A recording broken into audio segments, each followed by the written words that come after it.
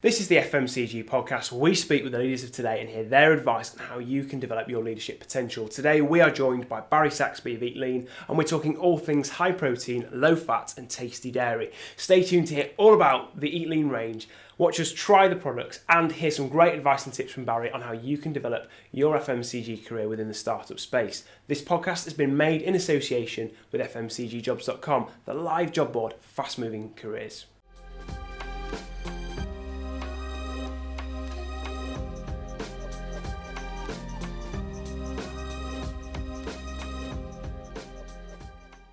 Hi, good morning. My name is Rich. We're Consumer Hub and this is the FMCG podcast. Very excited today. We've got Barrie Saxby from Eatlean with us on the show. Barrie, thanks for coming on. It's great to have you here. Just give our listeners a very quick snapshot on you, what you're all about and what you're doing at Eatlean at the moment. Yeah, thanks, Rich. Really pleased to be on as well. I've been working in a commercial environment for the best part of 20 years, all but 2 years of that in food.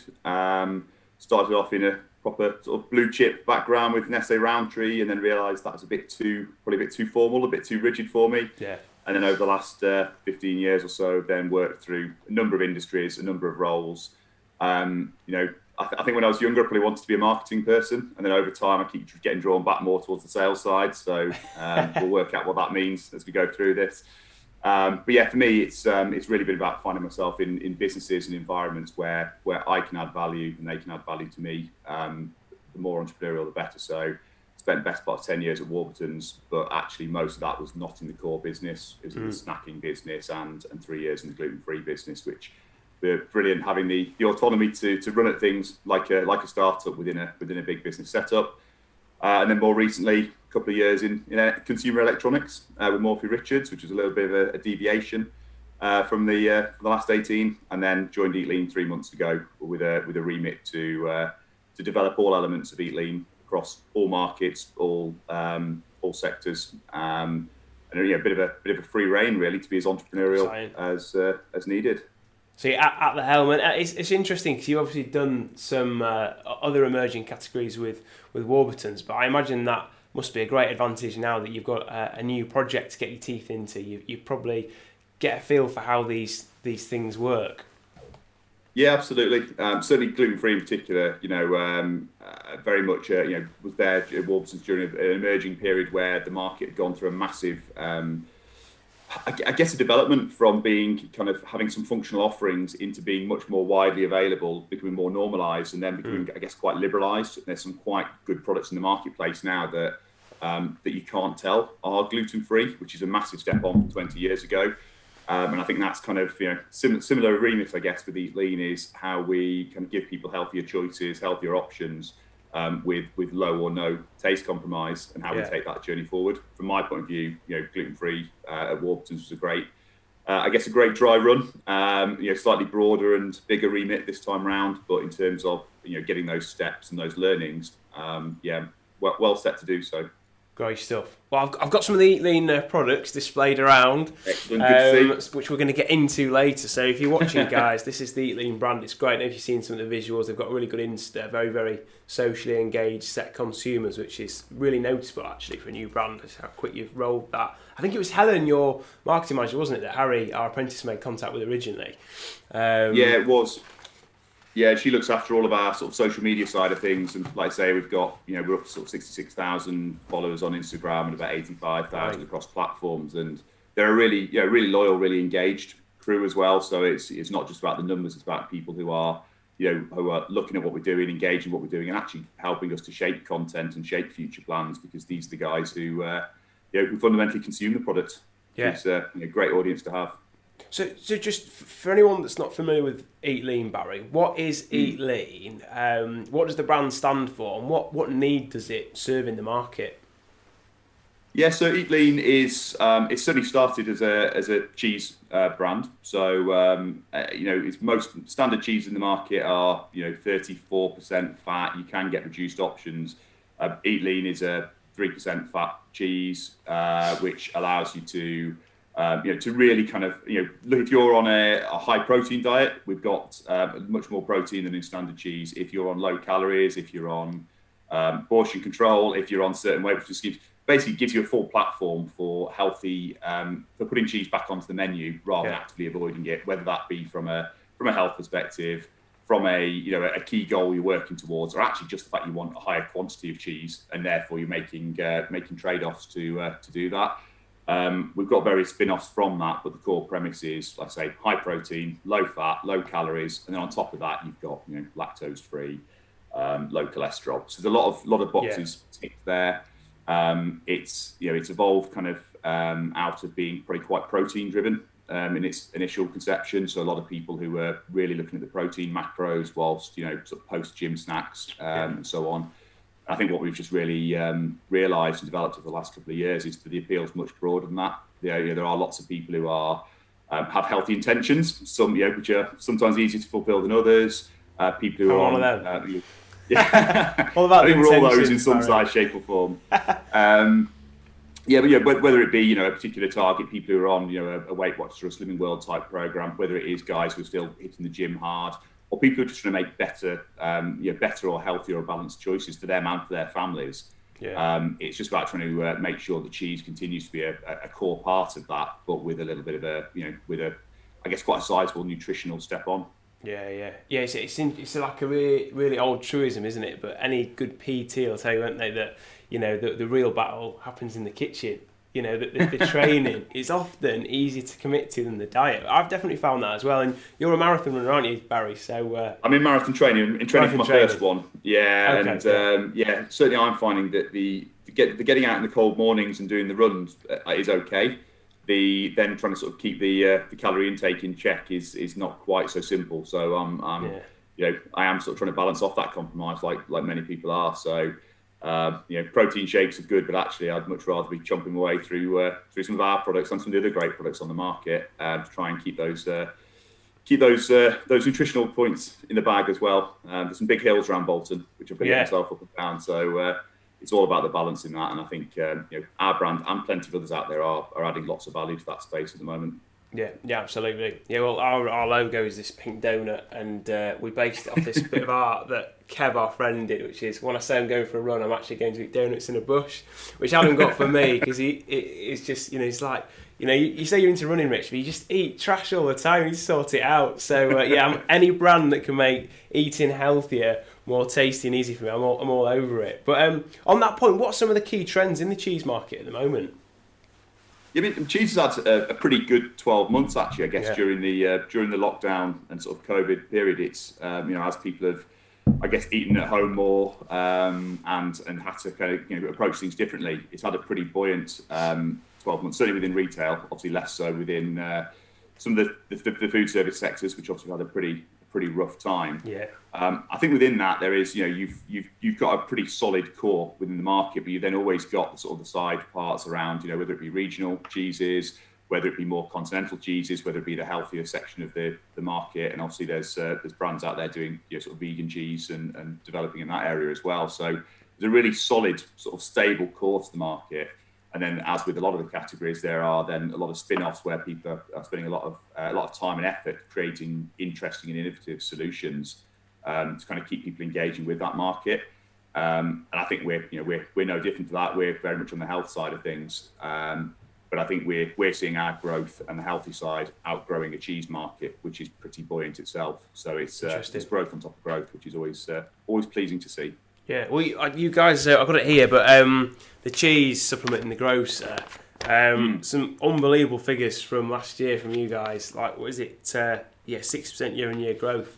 So, and you've got a kind of interesting dual D2C and also retail operation, haven't you? Yeah, we have. I mean, eCommerce has existed for us pre-COVID. And then was doing really well, performing really well, and then has really taken off. Sort of last April, really, as kind of lockdown one sort of started to bite properly. And I guess they work really well as bedfellows. The traditional retail trade, the grocers, continue to be really important in terms of brand awareness, visibility, accessibility, and it's that kind of that first entry point into the brand. When you sort of you might be paying £2 or £3 for that first experience of the Eatlean brand.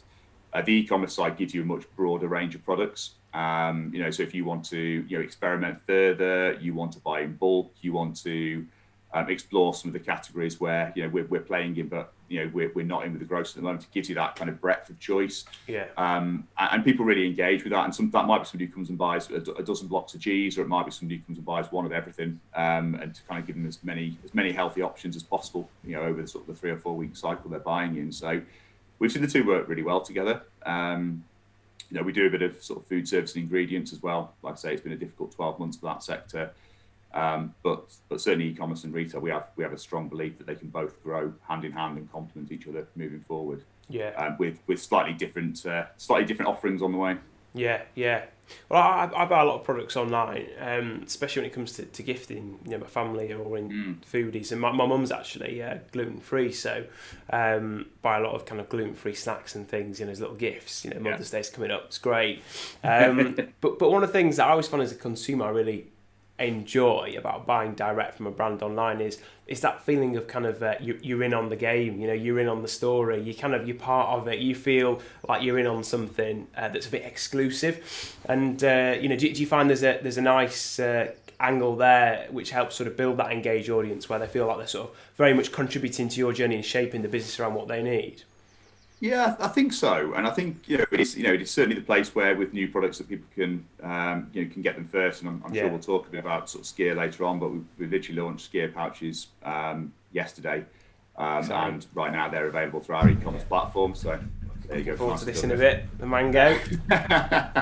But it is the right place to go, and I guess it allows us to put products out there. It allows us to be agile and test and learn. It allows us to talk to our consumers. A combination of the social media and the e-commerce website, we can talk to our consumers and make sure we're delivering products that they want. We're not doing stuff that we think's right. It's about what's right for the consumer. And if we can get them in that journey early, they'll help us to shape that. They'll be the guys who put it in their basket, buy it, consume it, and help shape the next generation of it. So I think it's a really important, link and as part of our conversation, across say e-commerce or Instagram or Facebook or any other platforms. It's all part of making sure that we understand the Eatleaners properly and that we're meeting all their needs. Yeah, Helen, that's one of Helen's. Is it? That's great. That's great. Love it. So I mean, you've kind of you've touched on a lot of these points really, but I mean, what are some of the key opportunities moving forwards? Obviously, you've had a phenomenal year in growing it online, and it looks like the brand's landing with some real impacts. Like, where do you see the next stage of growth and push coming from?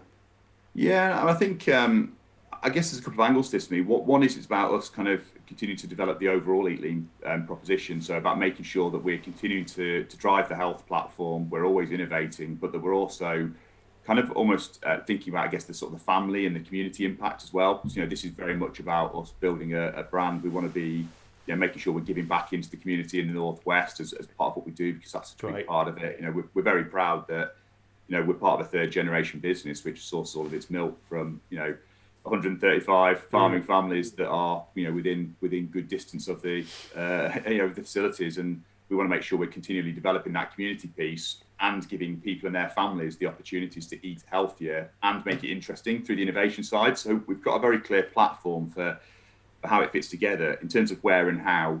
We believe there's a really strong opportunity both in the UK and internationally. So we've talked a bit about retail is about continuing to excite the retail trade, get the distribution points slowly increase with new and innovative things. E-commerce will continue to be about excitement, newness, pulling that forward. We think the food service sector will recover, and we need to make sure that we're working with those guys, especially on how you sort of, things like blended cheese toppings for pizzas. By having some Eatlean in combination with other products, you can improve the nutritionals quite significantly. And you'll be aware, to greater or lesser extent, about various, obesity strategies, national food strategies, and so on, which are all about, 20-25% reductions in calories or nasties or whatever over the next 3, 4, 5 years, and we think we can contribute towards that. Likewise, internationally, we've got a really kind of up and coming and developing international business, which has kind of happened quite organically, and I think that'll be a big growth area for us in the next 12 or 18 months as well. Yeah, that's really exciting. It's interesting, you touched on there about the backing from Joseph Heler and that sort of family history and roots there. Do you find that having those roots from the parent company sort of informs how the the narrative of Eatlean sort of is shaped as you go forwards? Yeah, I think so. I mean, it's it is I say it's we're now sort of third generation, and Mike's still very much involved, and George is the third generation, who's also the Eatlean founder. So he's kind of got the heritage from the family, whilst also believing that we can continue to innovate and take things in an exciting and accelerated direction alongside what's going on. So there's a real anchoring there, though, I think, about being doing the right thing by our employees, by our suppliers. There's a real kind of humility and genuine family feel to things. And I felt that in the 3 months I've been in the business. And I think that just does kind of keep us, we've got massive ambitions as a brand, but we're also, there's some sort of quite humble kind of roots there. I think that's a really nice blend. I think we all kind of talk sometimes about, there's an element of whether it's act big, think small, or think small, act big. It's kind of that kind of combination of we need to kind of keep our roots, but then be really ambitious about what we want to do with that. And I think that the Joseph Heler business provides a brilliant foundation for that narrative and that plan that we'll look to roll out. Yeah, that's great. I was at a business seminar once. This guy was talking about building a strategy for your company and your brand, and he said the best brands and strategies for those brands, you can explain them to your kids. And if your kids can't get excited by why the brand's special and understand what you're looking to do, then you've probably not simplified it enough, and you've probably not kept people at the core of it. And I thought that's a great way of phrasing it. But now that's really exciting. I agree. Certainly, my kids are sort of still primary school age, but I bring products back or get stuff delivered, and they hammer through it. And I think for me, it's really it's really good to see that they're actually really engaged and actually, what's next, and they're probably not target consumer at their ages just yet, but they're certainly future consumers. And actually, it's really important to us as a family as well that we are talking about nutritional education. That our kids know what they're putting in their mouths. They know. How all these things balance off, and actually that you might need to make some decisions on this side so you can then justify the bowl of ice cream or the slab of chocolate the other side of it. So I think it's really interesting having that conversation with kids at that age, and they're also very good at keeping you grounded. You do come back with something that's a bit that's not quite right. They're not shy in telling you so, are they? Yeah. They'll tell me if my cooking's off, Barrie. Yeah. Yeah, exactly. Yeah, it's no holds barred, Rich. Yeah. Well, it's got me hungry chatting about Eatlean. So Adam's got all the goodies prepped, I think. Let me just go and grab him and then pull him through.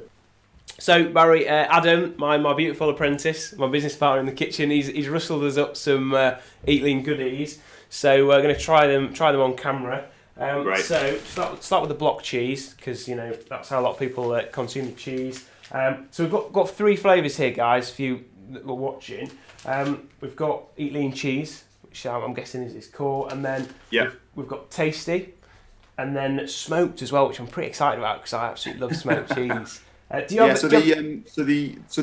blue one, the Eatlean cheese standard, and the smoked are both the sort of the 3% fat offering. So the smoked, obviously, much more distinct flavour. Everyone beware, sort of like a applewood smoke type products in the broader cheese category. So I'm a big fan of it. I think it's a great product for snacking on. It's probably not for everyone because it is quite a distinct flavour. Okay. So different people. Whereas the 3% that's in your left hand is kind of the core offering. Tasty then is a slightly different proposition, which is almost like it's like the half fat rather than 3% fat version compared to standard cheddar. So still higher protein, still a healthier choice. But it just means if people are kind of trying to potentially find something that maybe is a full family offering, it's sort of a halfway house to an extent. So we find a lot of people will kind of duck in and out of different things depending on whether they're buying just for them on a particular plan versus buying more broadly for the family. So something for everyone, Rich. Do you have a favourite of these 3? Is it the smoke, Barrie? Yeah, I've got a bit of a soft spot for the smokes. I mean, the one that gets used most in our house is definitely the one you're eating now. Both in a grated or a block format. The 3% is it's I guess the main one. But a bit of a soft spot for the smoked. Just a bit of variety on the palate as much as anything else, and that's probably my preference within broader cheese as well. Is bit of a sucker for some some cranberries in my Wednesday or whatever it might be. Oh, really good. It's going down great as my breakfast, Barrie, I've got to say. Yeah, and I'd say it's it's 3% fat, which is 9% less fat than in a standard cheddar. So it's quite sizably different. And the guys have done a brilliant job over recent years of really making sure that the consistency, the texture, the flavour are all sort of really developing. So it's I'd say it's a pretty good offering now. I was going to say the texture is great. They're just indistinguishable really from a standard cheese. So that's really impressive to say it's got 2% fat. That's amazing. I can imagine there's a lot of hard work gone in the development there to get that sort of overall package on the texture correct. Absolutely, because from a processing point of view, whilst the core process is the same, is you're taking out essentially a lot of the cream and so on, which then takes you to a whole different place. So there's a lot of very very bright guys who spent a lot of time, love, and effort on making the product as good as it is now, and something that we're really proud of. Yeah. So this is the tasty one I've got here, guys. I've just been nibbling whilst Barry's been talking, and it's really, really good. It honestly tastes like a cracking mature cheddar. That's the type. I'm not a cheese expert, but that's the sort of flavour profile that's going on there for me. So that's very tasty, as it says on the packet. So I must say, if we do a sliced format, just like almost like a burger square, type cheese, which is exactly the same product in a sliced format, and you sort of bring that in the house with the recipe in mind, and then you go and do something and come back, and the kids have just waded their way through it and sort of thing. So they're massive fans. They both actually like the smoked, which I'm quite surprised by, given their ages. They probably they like the tasty, but they actually have had it much less. It tends to be the 3% fat offering, and they're they certainly enjoy chomping their way through that. Well, this smoked is absolutely brilliant. For anyone watching or listening, it's fantastic. Really, really good as a snack, I've got to say. For anyone watching, listening, it's great. For me, it's just really indistinguishable from normal cheese. So fantastic. You could do whatever you want with that, and just you can rest easy knowing that you've sorted your protein and calories out. Much leaner. So this is a new bit of innovation, isn't it? The cheese bake. Is that right? Yeah, it's been in the range for a couple of years, and there are sort of certain sort of similar-ish products tend to come out sometimes in the sort of the wider market around Christmas time. Sort of a seasonal piece, but we found this just I think it's a brilliant proposition. So it's a blend of our Eatlean cheese and mozzarella, which essentially comes in like a reusable ramekin. You can either put it in the oven for 20-25 minutes, or there you go. In the oven, or you can put it in the microwave for a couple of minutes, and essentially, because it heats, it then sort of it melts nicely. It's almost like a dipping fondue, so to speak. Which is I know I was encouraging to make sure you've got some good dippables to go with it. But again, it's the ramekin is half of that is 125 calories. Now I say half, although I'd gladly eat the whole one. And certainly again, if we have this at home, then it's on the table and gone very, very rapidly. So looking forward to trying this one, Rich. Yes, so it looks great. Saturday buffet food for the family, and hint of cider as well. That sounds good to me. So I've got some carrot sticks and tortilla chips here, just as good flavour carriers. Get straight into it. It's really nice and appley. Really good mustard kind of tang to it as well, but just not so overpowering that you can't taste the cheese. It's great, and again, texture's just super good. I'll be honest, it tastes really naughty. It tastes like it shouldn't be that healthy. Again with the other cheese as well. That's the only thing that's slightly disconcerting me is I'm not really feeling like I'm eating healthy cheese. So I have to be careful that I didn't have a whole tub like you say, but it's super. Absolutely. Yeah. No. So the bake, I think it is. It does feel. To me, there is no compromise in eating that. It's a great product. Say whether you're dipping bread in it or vegetables or whatever it may be. I just think it offers huge amounts. Great flavour, dead easy to prepare. And we've these have gone into Ulster in the last handful of weeks as well, which is great to make them much more accessible for guys who are just doing the weekly shop as opposed to the e-commerce site. So really exciting product. I think it's really good part of the range. Well, it's landing very well with me. I'm definitely going to test the other one on my kids later tomorrow, and I have no doubt that it'll land well with them too. So we've got some of the feedback as well, Rich. spreadable cheese as well. Give us the facts on that. So that's 40% fewer calories. Yeah. So spreadables really interesting part of the market, isn't it? There's a lot of different varieties. Where you've also got cream cheese all the way through to a lot of the sort of more kids centric. Again, same principle: 4% less calories. 2/3 less fat, higher in protein, just really versatile, whether you're using it on crackers or As a cheesecake, foundations for cheesecake. We've got a couple of our ambassadors done some amazing stuff where they've kind of made, there's some pictures on our Instagram, like of the peppermint aero cheesecake, which just mind blowing. And obviously it's very indulgent still, but actually you've then just got a bit of balance in those nutritionals from the product being lower fat and lower calories. So, but it's again really really cheesy. You can use it to make the base for a cheese sauce. You can really sort of punchy cheesy flavour. It does really really well. Retail wise is in Tesco and is flying at the moment, absolutely flying, which is really exciting as well. Right, you get into the snacks. I'm just going to try one of these, Barry. Which one is your favourite? The sweet chili, barbecue, spicy. What do you recommend?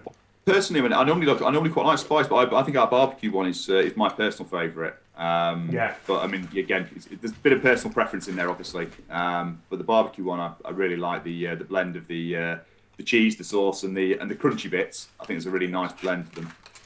So I was just thinking it'd be great little kind of lunchbox snack or a trail snack if you're out walking with the family. Great shout on that, I reckon. Yeah, I think so. And I mean, convenience has been obviously a trend for convenience on the go has been a trend for a long time. I know for the last 12 months it's been a bit of a blip in that when, you can't leave your house, let alone go and, buy a convenience snack. But I do think as kind of people start to get back to whatever the new normality is on the go offerings, whether it be, products like that or the scare pouch and so on. Yeah, Helen would certainly be encouraging you to dip, dunk, and nibble. So into the sauce, into the crunchy bits, and in for the full sensation. But I mean, I think is it the barbecue one you've opened, Rich? It is. Yeah, it's really good. Yeah, you can see. So is it the standard Eatlean cheese in the pack? So it's the 3% Eatlean cheese. It is it's a sauce that is part of our range as well, or will be part of our range shortly. So it's very low calorie, 0 calorie sauce, and then obviously the sort of the crunchy bits really give that texture and that mouthfeel, which I think is really important when you sort of doing the on the go. It's a great food blogger saying the mouthfeel. I 100% agree. Absolutely. And people all find their own way of eating it, whether that's people sort of tipping bits in or dunking certain bits, or I think that's for everyone to work out. Certainly for me, it's cheese into dip into crunchy bits, and away you go. And it doesn't take too long to hammer through. But you're talking around the 200 calories sort of mark for what's a pretty interesting and pretty substantive snack or light lunch, depending on how you use it. On to put in now, Barry. So on the steers then. So these are new launches, are they? Yeah, they're literally yesterday. In terms of when we're speaking now, they were launched yesterday onto our eCommerce platform. So skyr pouches. I mean, skyr obviously is has been becoming increasingly prominent within the sort of yogurts fixture of late. It's sort of based on it's been a product that's been in Iceland for thousands of years, but it's become much more prominent sort of recently. It's slightly more acidic than yogurt would be, but we've blended it with sort of natural fruits to give us a product in a pouch which is less than 100 calories, got no artificial nasties in it. Just takes us to a slightly different place again as an extension of kind of the dairy piece rather than just being about cheese, but fundamentally it's still got good protein reads, low calorie, low fat, and we think it's a really nice build on the Eatlean platform. 10 grams of protein as well for 100 calories is great, isn't it? And 150 grams, that's a substantive snack. You're getting loads of protein. It'd be perfect after a run or a big workout in the morning as a breakfast. It'd be great with.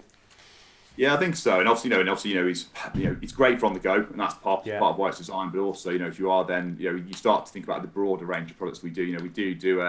We do a porridge and we do some syrups and stuff, and actually you can start to get some really quite interesting, overnight oat combinations. All right, the yogurts and the oats and stuff. So again, it's for individual use how people want to use it. But for me, it's really exciting to have it as an on-the-go concept. But everyone will consume it as they see fit. Yeah. I'm going to go for the mango and peach because I love mango. It's a bit of a favourite. It's as good a reason as any. Do you have a favourite, Barry?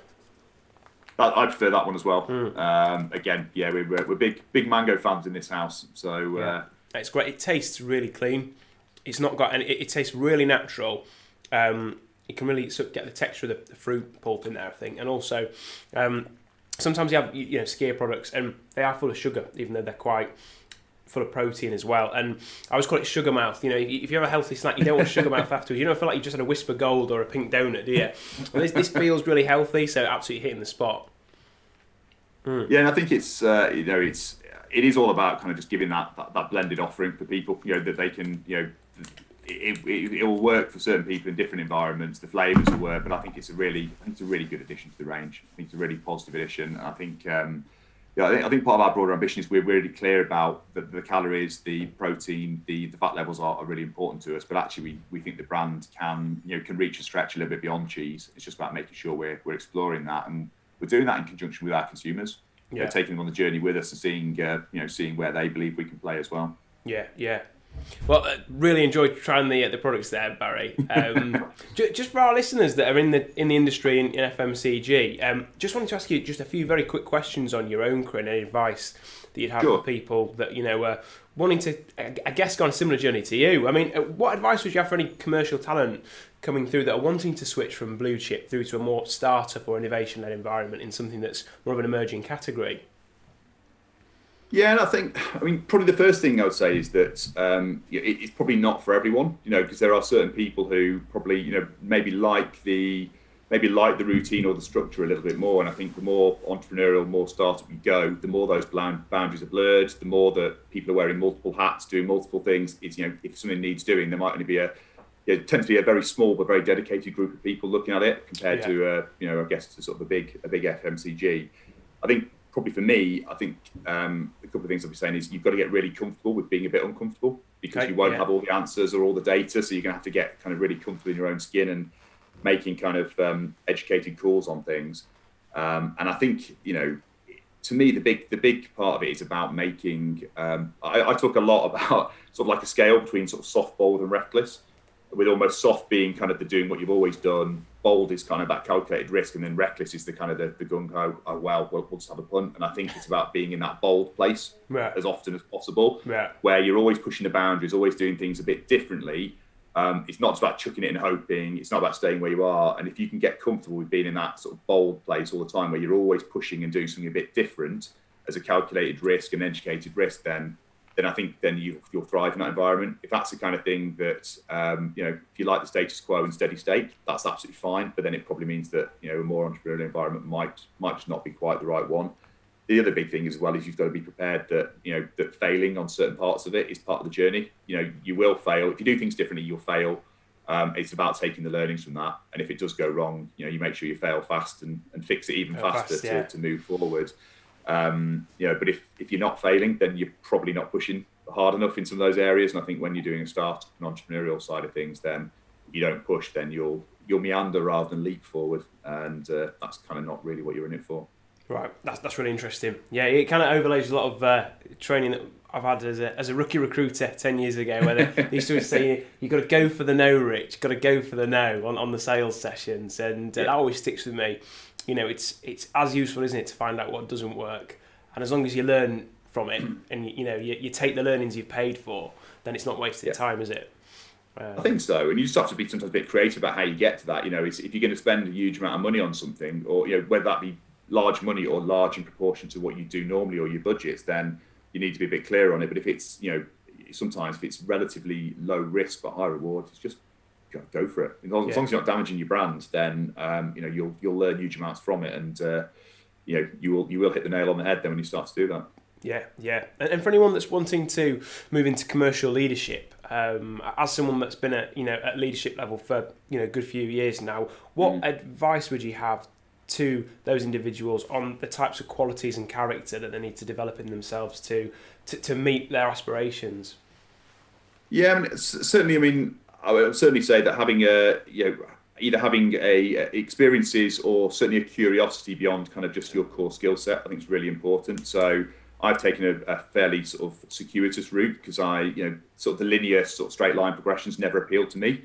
But I know that there'll be other people who've got a pure sales or a pure marketing background. I think either's fine as long as you've got that curiosity for understanding what other functions do, how different things interact and so on. Because ultimately, the further you progress your career, you do become more of a generalist, or you'll be asked questions as a generalist as you go.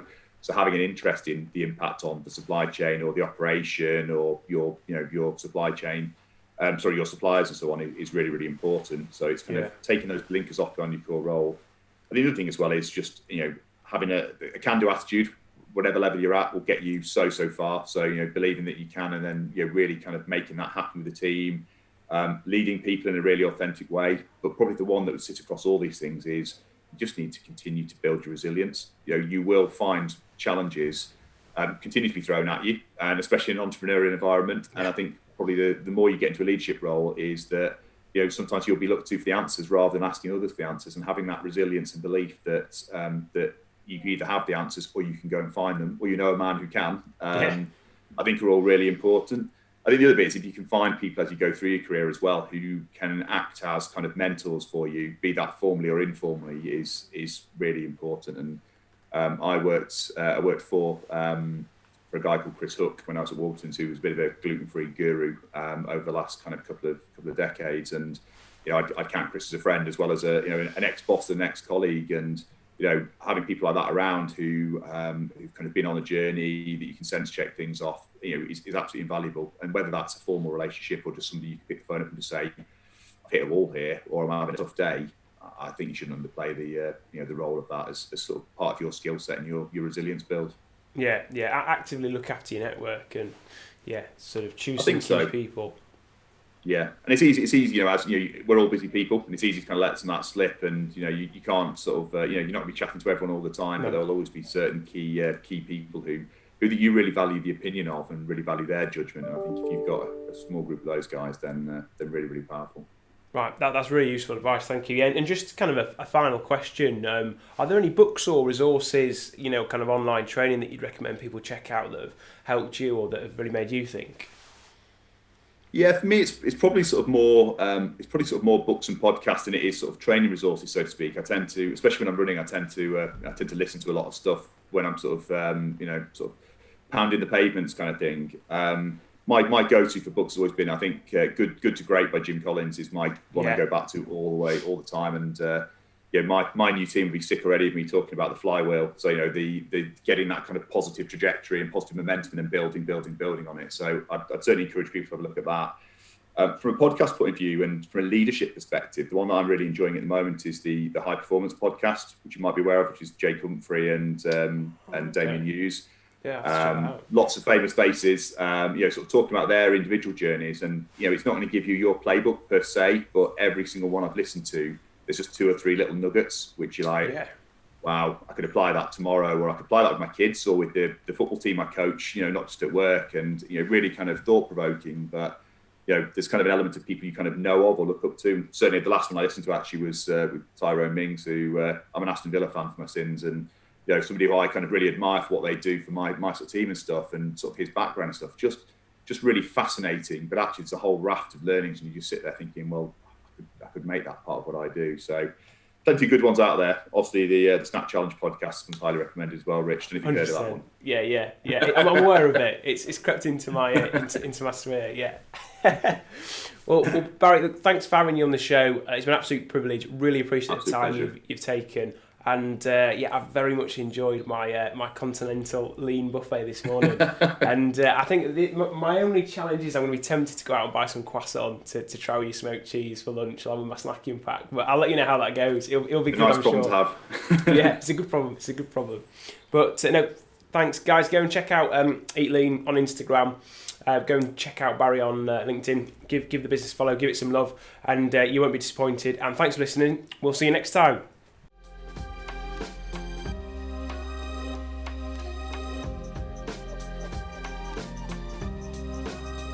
Thanks to FMCGjobs.com for supporting this video. FMCGjobs.com is a global job advertising solution for the fast-moving consumer goods industry. Register for free as a candidate and create your specific job target to get live updates and alerts. Head over now to FMCGjobs.com for your next opportunity. Thanks for watching the video, guys. Check out the playlist here for more content like this. Click the donuts to subscribe so you never miss an update, and give us a like and a comment so we know what content you'd like to see from us. See you next time.